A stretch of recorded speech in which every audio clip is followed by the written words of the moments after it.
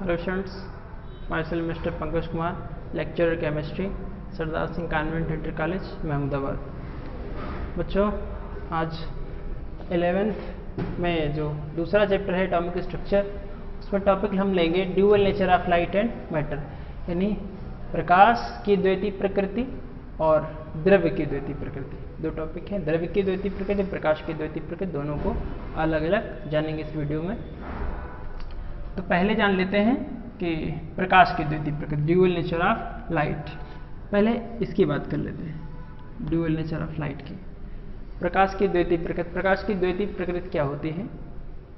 प्रकाश के बारे में सबसे पहले न्यूटन ने बताया था कि जो प्रकाश है या प्रकाश स्रोत जो होता है वो सूक्ष्म भारहीन कणिकाओं से मिलकर बना होता है। तो न्यूटन के इस कथन को हम कणिका सिद्धांत के नाम से जानते हैं। न्यूटन ने बताया था कि जो प्रकाश होता है वो सूक्ष्म कणिकाओं से मिलकर बना होता है, और जो ये कणिकाएं हैं यानी छोटे छोटे जो कण हैं, तो ये प्रकाश के वेग से आगे चलते हैं और आगे प्रोसीड करते हैं, आगे बढ़ते हैं।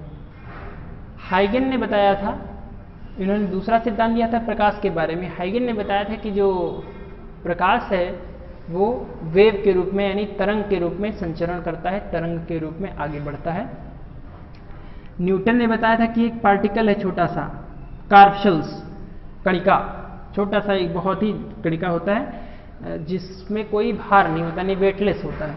और हाइगन ने क्या बताया? हाइगन ने बताया कि जो प्रकाश है तो वो वेव के रूप में आगे बढ़ता है। न्यूटन ने बताया कि एक कण होता है, कण के रूप में आगे बढ़ता है, और ये कण है ये प्रकाश के वेग से आगे बढ़ता है। और इसके बाद मैक्स प्लांक ने बताया था क्वांटम सिद्धांत, जिसको हमने आपको बताया है पहले। क्वांटम सिद्धांत में ये बताया गया है कि जो कोई प्रकाश स्रोत होता है तो वहाँ से जो प्रकाश चलता है वो एनर्जी बंडल्स के रूप में, एनर्जी पैकेट्स के रूप में चलता है। उन एनर्जी पैकेट्स को हम क्या बोलते हैं? क्वांटा या फोटॉन। तो इन्हीं सब चीज़ों का तीनों साइंटिस्ट के स्टेटमेंट्स हैं, इनका अध्ययन किया आइंस्टीन ने। और आइंस्टीन ने क्या बताया? आइंस्टीन ने बताया कि जो प्रकाश है वो दो तरह के नेचर शो करता है। कौन कौन से? उन्होंने कहा कि न्यूटन ने जो बताया है कार्पशल्स थ्योरी, और हाइगन ने बताया है वेव थ्योरी। तो इन दोनों ने अपने अपने स्टेटमेंट्स की पुष्टि करी थी, सेटिस्फैक्शन दिया था इन्होंने। तो क्या बताया इन्होंने? जब आइंस्टीन ने अध्ययन किया तो उन्होंने क्या बताया कि प्रकाश की दो घटनाएं होती हैं, एक होती है विवर्तन और दूसरी होती है व्यतिकरण। विवर्तन और व्यतिकरण। विवर्तन क्या होता है? विवर्तन को हम बोलते हैं डिफ्रैक्शन और व्यतिकरण को बोलते हैं इंटरफेरेंस। तो विवर्तन क्या होता है, व्यतिकरण क्या होता है? विवर्तन ये होता है कि जैसे कोई प्रकाश की किरण है, वहां से सीधी सीधी ये तरंग के रूप में प्रकाश जा रहा है। तो जब किसी स्लिट से गुजरता है तो स्लिट से जाने के बाद फिर इस प्रकाश ये थोड़ा सा बेंट हो जाता है, यानी ये अब स्ट्रेट ना होकर कर्व्ड हो जाता है। प्रकाश के इस मुड़ने को क्या बोला जाता है? विवर्तन बोला जाता है। व्यतिकरण क्या होता है? व्यतिकरण में ये बताया गया कि जब कोई प्रकाश की तरंगें, कोई दो प्रकाश की तरंगें एक ही माध्यम में ट्रैवल कर रही हैं, तो फिर वो आपस में क्या करती हैं? आपस में वो एक दूसरे में या तो जुड़ जाएंगे या एक दूसरे को कैंसिल आउट करेंगे। तो तरंगों का, एक ही माध्यम में तरंगों का जुड़ना या एक दूसरे को कैंसिल करना क्या कहलाता है? व्यतिकरण कहलाता है। तो जब तरंगें जुड़ती हैं तो दोनों परिणामी तरंग, एक नई तरंग, बड़ी तरंग तैयार हो जाती है। और जब दोनों एक दूसरे को कैंसिल करती है तो फिर इन दोनों तरंगों के स्थान पे क्या होता है? एक स्ट्रेट लाइन हमको मिलती है, सीधी लाइन मिलती है। तो दो तरंगों का आपस में मिलके एक बड़ी तरंग बनाना है, बड़े आयाम की तरंग बनाने को हम लोग कहते हैं संपोषी व्यतिकरण। संपोषी व्यतिकरण यानी कंस्ट्रक्टिव इंटरफेरेंस। और जब दोनों तरंगें, विपरीत तरंगें एक दूसरे को कैंसिल करती हैं, स्ट्रेट लाइन बनाती हैं, तो इसको हम बोलते हैं डिस्ट्रक्टिव इंटरफेरेंस, यानी इसको बोलते हैं विनाशी व्यतिकरण। तो ये है व्यतिकरण। तो जो प्रकाश की व्यतिकरण और विवर्तन घटनाएं हैं, ये प्रकाश के तरंग प्रकृति को स्पष्ट करते हैं कि प्रकाश क्या है? प्रकाश तरंग के रूप में चलता है, प्रकाश तरंग के रूप में आगे बढ़ता है। तो व्यतिकरण ये, और ये जो है विवर्तन घटनाएं किसको शो कर रही हैं? तरंग प्रकृति को।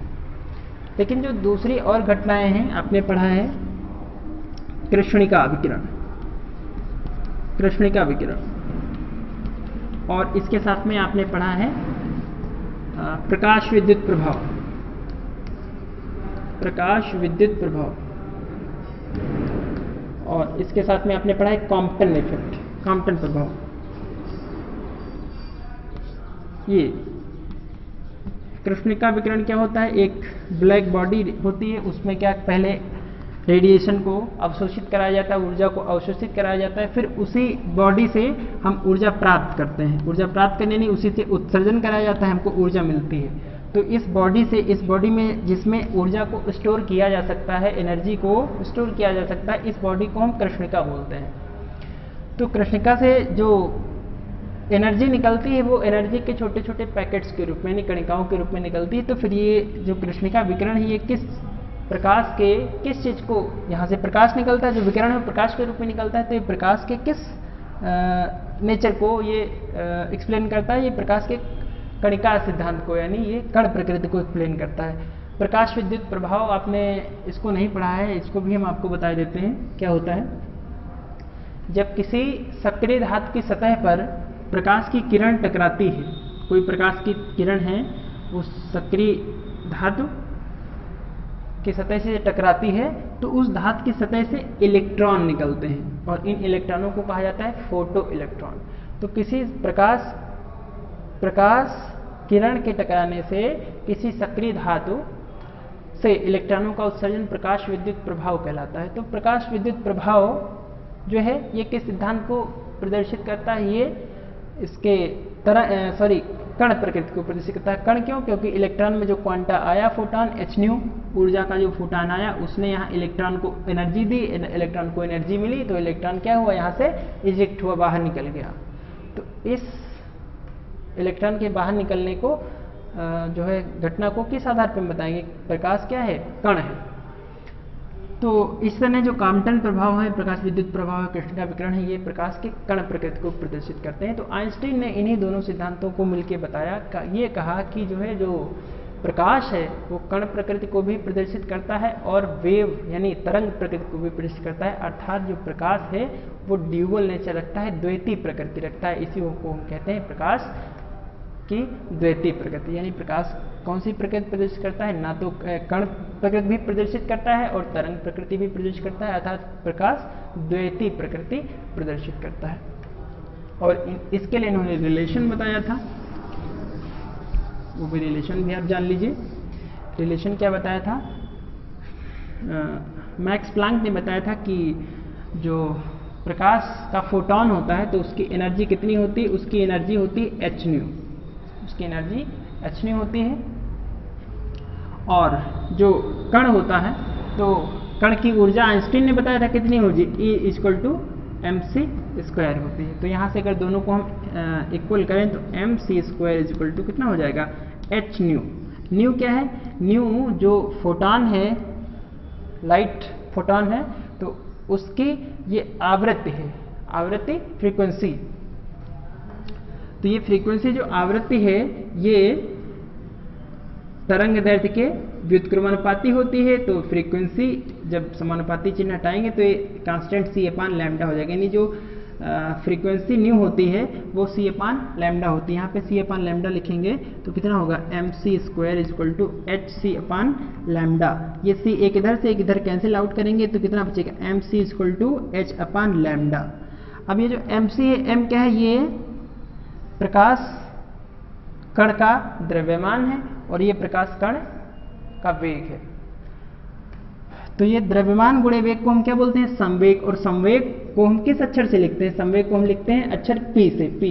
तो ये क्या हो गया, ये P = h/λ हो गया, P = h/λ। ये रिलेशन इन्होंने बताया था किसी कण के संवेग और उसकी तरंग दैर्ध्य में, यानी तरंग दैर्ध्य और संवेग में h चूंकि प्लांक नियतांक है, तो यहाँ से अगर हम इसको देखें तो P इसको समानुपाती दिखाएं तो हो जाएगा 1/λ, यानी P व्युत्क्रमानुपाती लैम्डा। जो किसी भी कण का संवेग है वो उस कण की तरंग के यानी उसकी तरंग दैर्ध्य के व्युत्क्रमानुपाती होता है।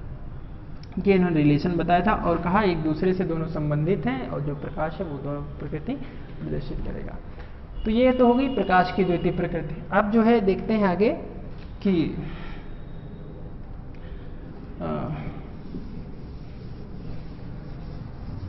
द्रव्य की द्वितीय प्रकृति, जो द्रव्य अर्थात पदार्थ की द्वितीय प्रकृति को आप कैसे समझाएंगे। तो पदार्थ की अब दूसरा देखते हैं,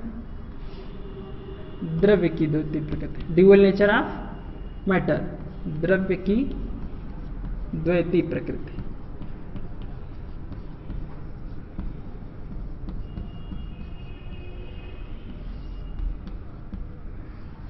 द्रव्य द्वितीय प्रकृति कैसे प्रदर्शित करता है, इसके लिए उन्होंने सूक्ष्म कण को माना इलेक्ट्रॉन। इन्होंने कहा कि जैसे इलेक्ट्रॉन है तो जिस तरह से प्रकाश ड्यूअल नेचर रखता है, उसी तरह से जो सूक्ष्म आवेशित गतिशील कण हैं वो भी क्या करते हैं, ड्यूअल नेचर रखते हैं, यानी द्वितीय प्रकृति रखते हैं, यानी इलेक्ट्रॉन भी द्वितीय प्रकृति रखता है। और इसके लिए उन्होंने बताया इलेक्ट्रॉन द्वितीय प्रकृति रखता है तो जो द्रव्य है वो भी द्वितीय प्रकृति रखता है। उसके लिए उन्होंने क्या बताया कि हमने मान लिया कि कोई m द्रव्यमान की बॉडी है, m द्रव्यमान की कोई बॉडी है और इसकी वेलोसिटी v है, ये कोई बॉडी है तो इसका जो है मास m है और इसकी वेलोसिटी कितनी है v। तो आइंस्टीन के अकॉर्डिंग इस बॉडी की जो एनर्जी होगी कितनी होगी, E equal to M V square होगी। और अगर इसको हम फोटोन माने क्वांटम थ्योरी के अकॉर्डिंग, तो इसकी जो तरंग दैर्ध्य होगी वो कितनी होगी, इसकी एनर्जी कितनी, E equal to H nu, इसकी फ्रीक्वेंसी जो E equal to H nu हो जाएगी। तो इन्होंने कहा कि फोटोन थ्योरी के अकॉर्डिंग इसकी जो एनर्जी होगी इक्वल टू एच न्यू, और आइंस्टीन की थ्योरी के अकॉर्डिंग इक्वल टू कितना होगा, M V square. M V square है ये एम वी है, ये एच न्यू है, तो दोनों को इक्वल करेंगे तो हो जाएगा M V square equal to H new.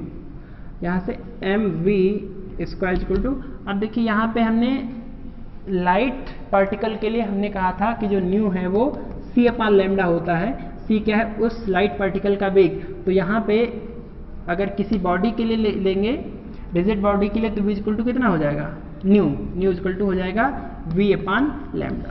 c की जगह पे हमने v कर लिया क्योंकि यहाँ पे हमने वेलोसिटी कितनी मानी है v, c ना मान के प्रकाश की चाल को c से लिखते हैं, आप पहले से पढ़ रखे हैं। तो प्रकाश के लिए ये न्यू हो जाएगा c अपान लैम्डा, और किसी v वेलोसिटी की जो है जो बॉडी है उसके लिए कितना हो जाएगा v अपान लैम्डा।